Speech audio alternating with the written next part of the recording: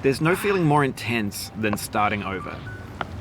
If you deleted your homework the day before it was due, as I have, or if you left your wallet at home and you have to go back after spending an hour in the commute. If you won some money at the casino and then put all your winnings on red but it came up black. If you got your best shirt dry cleaned before a wedding and then immediately dropped food on it. If you won an argument with a friend and then later discovered that they just returned to their original view. Starting over is harder than starting up.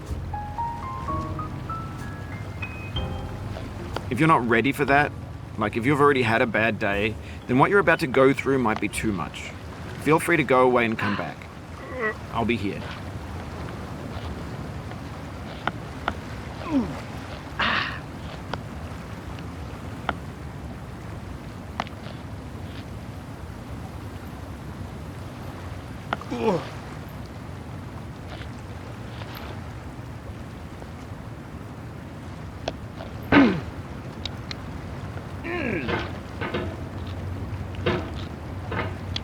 Alright, thanks for coming with me on this trip.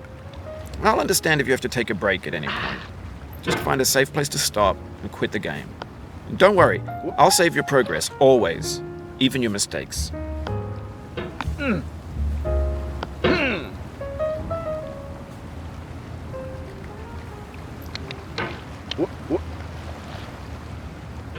This game is a homage to a free game that came out in 2002 titled Sexy Hiking. The author of that game was Jazzuo, a mysterious Czech designer who was known at the time as the father of B games. And B games are rough assemblages of found objects. Designers slap them together very quickly and freely, and they're often too rough and unfriendly to gain much of a following. They're built more for the joy of building them than as polished products.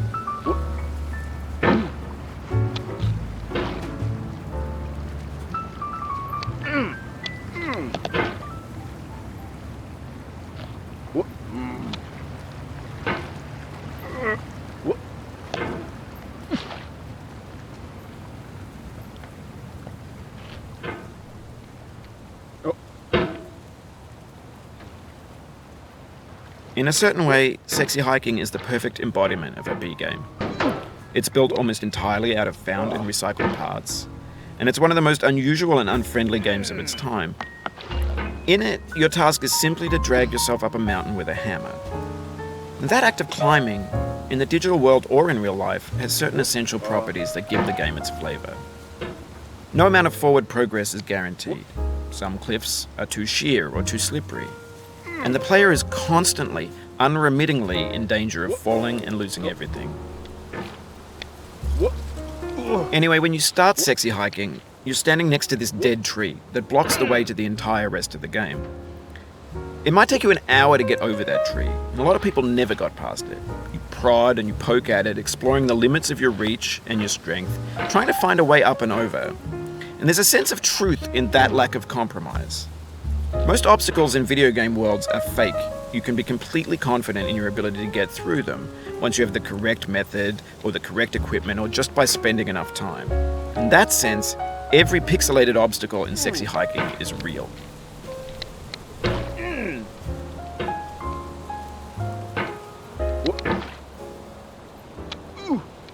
The obstacles in Sexy Hiking are unyielding, and that makes the game uniquely frustrating. But I'm not sure Jazzuo intended to make a frustrating game. The frustration is just essential to the act of climbing, and it's authentic to the process of building a game about climbing. A funny thing happened to me as I was building this mountain. I'd have an idea for a new obstacle, and I'd build it, test it, and it would usually turn out to be unreasonably hard. But I couldn't bring myself to make it easier. It already felt like my inability to get past the new obstacle was my fault as a player rather than as a builder. Imaginary mountains build themselves from our efforts to climb them, and it's our repeated attempts to reach the summit that turns those mountains into something real. When you're building a video game world, you're building with ideas, and that can be like working with quickset cement. You mold your ideas into a certain shape that can be played with, and in the process of playing with them, they begin to harden and set until they're immutable, like rock. And at that point, you can't change the world, not without breaking it into pieces and starting fresh with new ideas. For years now, people have been predicting that games would soon be made out of prefabricated objects, bought in a store and assembled into a world. And for the most part, that hasn't happened, because the objects in the stores are trash. I don't mean they look bad or that they're badly made, although a lot of them are. I mean they're trash in the way that food becomes trash as soon as you put it in the sink. Things are made to be consumed and used in a certain context, and once the moment is gone, they transform into garbage. In the context of technology, those moments pass by in seconds.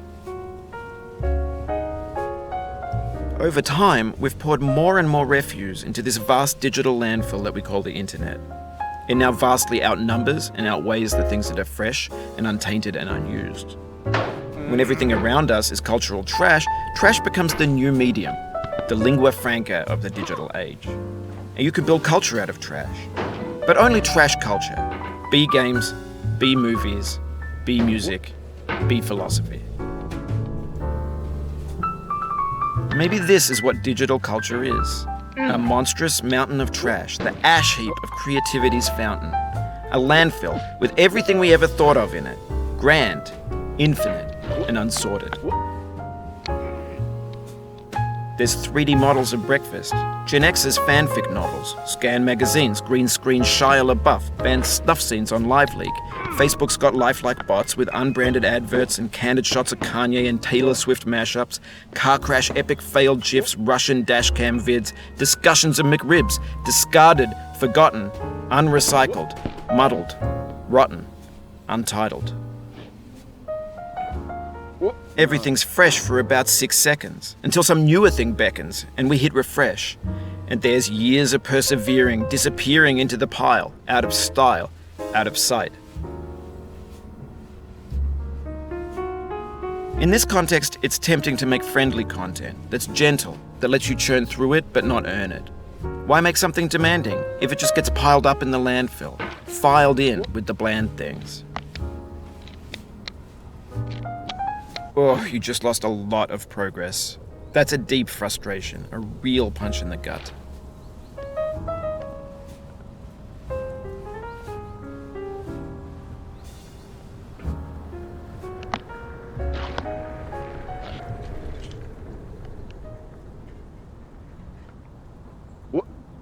Oof, sorry about that.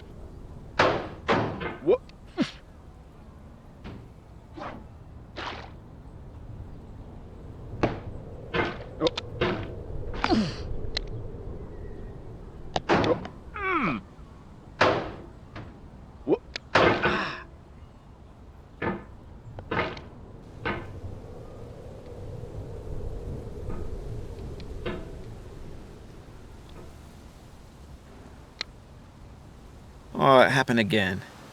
Keep on trying. Don't let it get to you.